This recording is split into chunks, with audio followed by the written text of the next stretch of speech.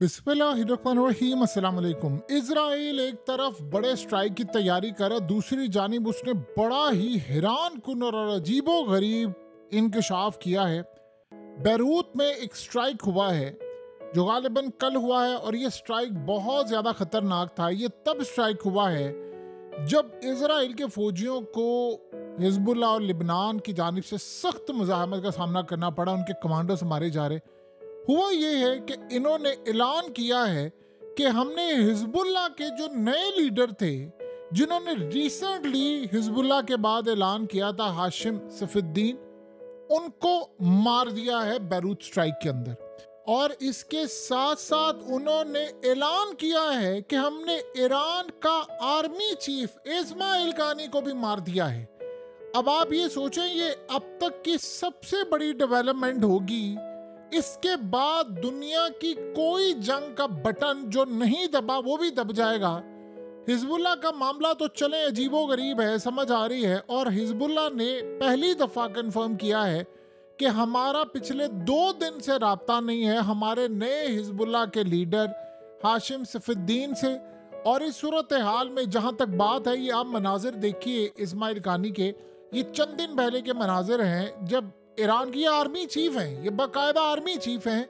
और ये इनकी तस्वीर देखकर आपको अंदाज़ा होगा कि हिजबुल्लाह का जो ऑफिस है ईरान के अंदर, ये वहाँ पर उनके साथ थे। दूसरे मामला में शामिल है। अब ये बात ज़हन में रहे, ये इजराइल के खिलाफ इकदाम तो छोड़ें, ये ईरान के आर्मी चीफ हैं। यानी आपको पता है कि कासिम सुलेमानी के मरने के बाद कुछ फोर्सेस को इन्होंने लीड किया था। आप इमेजिन कर लें कि ये आर्मी चीफ से भी बड़ा ओहदा है। यानी ये आप समझ रहे चीफ के तौर पर है। कुछ फोर्सेस असल में ईरान की इलीट यूनिट है, जिसे कहते हैं कमांडोज जो उनके होते हैं, ये असल में उनकी इलीट यूनिट है और इनका काम होता है ऑपरेशन करना। आप यहाँ से अंदाज़ा कर लें कि कासिम सुलेमानी कुछ फोर्सेस के हेड थे और कासिम सुलेमानी को अमेरिका ने ड्रोन स्ट्राइक में मारा।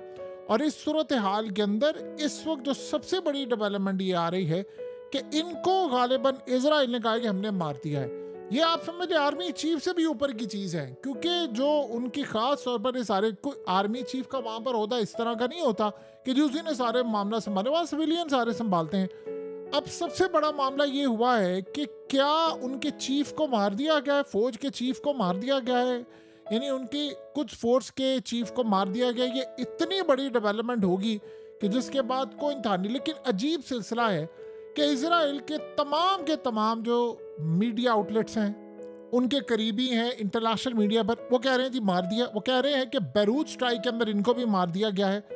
अब इसमें एक अजीब सूरत हाल ये है कि इसके साथ साथ ये भी बात की गई है, जो इजराइल के मीडिया और उनकी जानिब से सोर्सेज अब पूरी दुनिया को बता रहे हैं कि जी हमें कंफर्मेशन नहीं है, हमें ये भी पता है कि गालिबन ये भी पॉसिबिलिटी है कि ये ज़ख्मी है या शदीद ज़ख्मी है या उनको ले जाया गया है। अब इस सारी सूरत हाल के अंदर अंदाज़ा नहीं है इस बात का कि क्या ईरान के यानी ये जो चीफ हैं, ये हिजबुल्लाह के जो नए चीफ थे उनको लेने के लिए गए थे कि आप, यानी उसको सबको पता है कि बैरूत के अंदर क्या हो रहा है कि वहाँ से आप लिबनान से निकले और आप ईरान आए और यहाँ पर बैठकर क़यादत करें, क्योंकि आपको पता है इसराइल इनको हिट करना है। अगर इस सूरत हाल में अभी तक आप सोचें कि ईरान ने कोई कंफर्मेशन नहीं दी, आपको पता है कि आयतुल्लाह अली खामनाई ने जुम्मे की जो नमाज पढ़ाई है, जो हिस्टोरिकल इवेंट था, और उसके बाद सूरत यार बड़ी अजीबो गरीब हो गई है। आप ये सोचें कि ये वहाँ पर भी मौजूद नहीं थे। ये बात इंडिकेट करती है कि कुछ चीज़ें बड़ी ख़राब है, क्योंकि ईरान में मुकम्मल खामोशी है। इजराइल में बातचीत हो रही है, जो हिजबुल्लाह के लीडर उनके बारे में तो उन्होंने कंफर्म कर दिया कि हमने उनको मार दिया है, नए लीडर को मार दिया है। और इजराइल ने कहा है कि जो कुछ फोर्सेस के चीफ यानी आर्मी चीफ से भी बड़े ओहदे पर हैं ईरान के जर्नल, इनको भी हमने मार दिया है। और कुछ जगह पर वो कह रहे हैं कि अभी हम कंफर्मेशन ले रहे हैं कि आया है ज़ख्मी है या नहीं। देखिए, ईरान ने अभी तक इस पर खामोशी इख्तियार की हुई। वो अलग बात है कि उनके बहुत सारे जो हामी हैं या उनके करीबी ज़राए वो कह रहे हैं कि जी नहीं ऐसा कुछ नहीं हुआ। ये बात आप ज़हन में रखिएगा कि हसन नसरुल्लाह के बारे में जब स्ट्राइक हुआ था तो ईरान के अंदर सबसे पहले खबर ब्रेक हुई थी कि वो सेफ है, उनको कुछ भी नहीं हुआ। उसके बाद अगली खबर ये आती है कि हसन नसरुल्लाह मारे गए। उन्होंने सबसे पहले कहा नहीं वो बिल्कुल सेफ है, हमारी अभी उनसे बातचीत हुई है, उनको कुछ भी नहीं हुआ, जबकि वो बात गलत थी। जाहिर सी बात है वो ये चाह रहे थे कि कहीं पैनिक क्रिएट ना हो जाए। लेकिन एक बात तय हो गई है कि अगर इस सारे स्ट्राइक के अंदर, यानी हाशिम सफीउद्दीन तो गालिबन हिजबुल्लाह ने भी कहा उनसे राब्ता नहीं, वो मारे गए हैं, नए लीडर को मार दिया है और ईरान के इस जर्नैल को भी मार दिया है, यानी इस सारी सूरत हाल के अंदर सबसे बड़ा मामला ये सामने आ रहा है कि इस वक्त क्लियरली चीजें इंडिकेट कर रही हैं कि बहुत बड़े बड़े मुखबिर बैठे हुए हैं ईरान के अंदर, ईरान के टॉप लेवल पर। ये विजिट आप यहां से अंदाजा कर लें कि हसन नसरुल्लाह को जिन्होंने मारा है, उनको 2-3 लोग थे ईरान के अंदर जिनको जगह पता थी या लिबनान में, उन्हीं में से कोई एक बंदा मुखबिर है या उन्हीं में से कोई ग्रुप है जो मुखबिर है, जो बैठे हुए हैं ये सारा काम करे। आपको याद है ना कि अहमदी निजाद ने ये बात क्लियरली कही थी कि हमने एक यूनिट बनाया था, उसका हमने एक सरबराह रखा था जो इजराइल के खिलाफ, उनकी एक्टिविटीज के खिलाफ काम कर रहा था। कहते हैं वो मुसाद का एजेंट बाद में निकला, यानी वो बंदा ही मुसाद का निकला जो पूरी तरह हमारे सारे ऑपरेशंस की कार्रवाई आगे दे रहा था। अब इस्माइल हानिया को मारना है या ईरान के जो प्रेसिडेंट है, जो उनका तैयारा, जाहिर बात है दुनिया के सामने आप ये कहते रहेंगे कि हेलीकॉप्टर ये हो गया फलाना हो गया, लेकिन सबको पता है इब्राहिम रईसी के साथ क्या हुआ।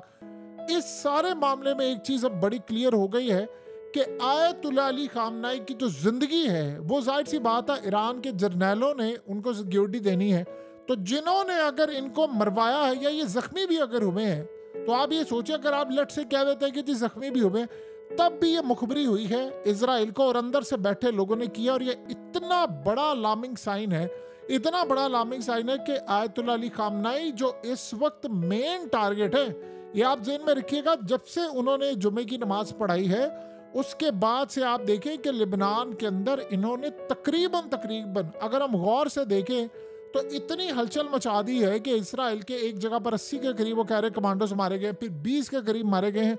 तो वो निचली सतह पर जो फाइटर्स थे उनको टॉप की लीडरशिप मिल गई थी, नमाज जुमा पढ़ाई, और पूरी दुनिया में आप सोचे BBC से लेकर CNN तक उनकी तकरीर लाइव दिखाई गई, सारी दुनिया ने देखा, उनके मनाजिर देखे, जुम्मे की नमाज पढ़ा रहे लोग आ रहे हैं, लेकिन ये खुद फोर्स के जो चीफ है ये वहां पर मौजूद नहीं थे।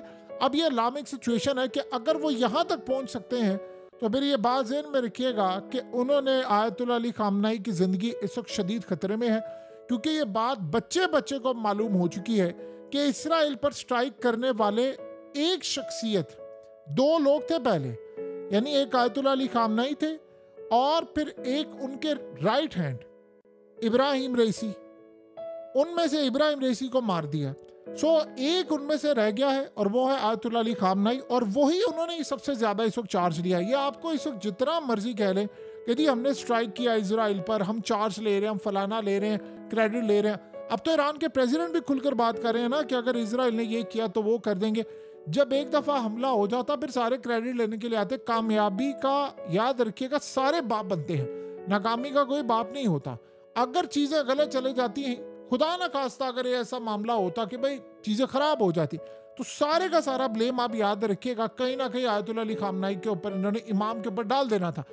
उस अकेले बुजुर्ग ने, यानी 85-90 साल जो बुजुर्ग है, वो अकेला खड़ा हुआ है और डट कर कह रहा है कि मुझे परवाह नहीं है, मैं लड़ाई करनी है। सो लिहाजा अब ये सबसे बढ़कर चीजें, ये इतनी खतरनाक अलार्मिंग सिचुएशन है कि वो बैरूत का अब ये नहीं पता कि आया वो उनको लेने के लिए गए थे, उनके ऑपरेशंस के लिए गए थे, क्योंकि हथियारों की सप्लाई भी तो जाहिर सी बात है हिजबुल्लाह को देनी होती है। अब अगर इजराइल ने इनको मार दिया है तो ये समझ लें कि अभी तक वो जो मुखबिर है, वो जो टोला बैठा हुआ है जो अंदर की सारी टॉप लेवल की खबरें दे रहे हैं, चाहे वो ईरान से है चाहे वो लिबनान से, वो बंदा अभी तक पकड़ा नहीं गया। वरना इसराइल की इतनी औकात है नहीं। जिन्होंने 32 साल अपनी जिंदगी के, यानी इसराइल ने पैसा लगाया, टेक्नोलॉजी का इस्तेमाल किया, और वो ना नसरुल्लाह को पकड़ सके, ना इस्माइल हानिया को पकड़ सके, ना किसी और को पकड़ सके। अब आप ये सोचें कि पिछले चंद दिनों में अगर इतने सारे लोग मारे गए हैं तो वो बंदा, वो मुखबिर या वो ग्रुप पूरे का पूरा वो अभी तक जिंदा है, वो पकड़ा नहीं गया। ईरान ने ऐलान तो किया था कि हमने बहुत सारे लोग पकड़ लिए। अब ये चंद दिनों में वाज़ेह हो जाएगा, क्योंकि इसराइल ने कहा है हम इन्वेस्टिगेट कर रहे हैं, और अगर इन्होंने मार दिया कुछ फोर्स के जर्नैल को, चीफ को, जो आर्मी चीफ से भी बड़ा है, तो ये बहुत बड़ी डेवलपमेंट होगी। इसके बाद तो शायद हो सकता है कि ईरान को खुद ही स्ट्राइक करना पड़ जाए दोबारा। यानी ये वो सूरत हाल है कि जिसमें हो सकता है ईरान फिर चुप करके ना बैठे, दुनिया इंतजार कर रही है कि इसराइल का स्ट्राइक हो। ऐसा लग रहा है लिबनान के अंदर बड़े पैमाने पर मुखबिर इसराइल ने छोड़े हुए हैं। आपको पता है कि पेजर डिवाइसेस और वॉकी टॉकी जो है वो दुनिया भर ने अब इसको तर्क कर दिया है कि किसी तरह से नहीं लेना क्योंकि फट सकते हैं। सो इस सारे मामले पर इसराइल ने जो सूरत हाल देखी है उसका आप अंदाज़ा भी नहीं लगा सकते। ये इतनी तबाहकुन सूरत हाल है कि जिसका आप और हम भी अंदाज़ा नहीं लगा सकते कि ये अगला जो निशाना होगा गालिबन वो तो फिर आयतुल्लाह के ऊपर उन्हें निशाना बनाना है, क्योंकि एक ही बंदा, एक बुजुर्ग खड़ा हुआ है और वो इसराइल को टक्कर दे रहा, अकेला बैठा हुआ खड़ा है।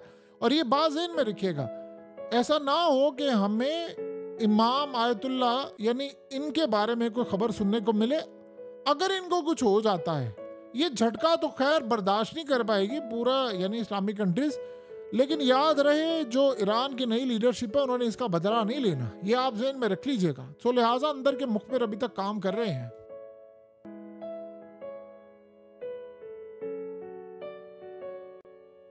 हकीकत टीवी को सब्सक्राइब करना मत भूलें, वीडियो को लाइक करें, शेयर करें और कमेंट सेक्शन में अपनी राय का इजहार ज़रूर करें।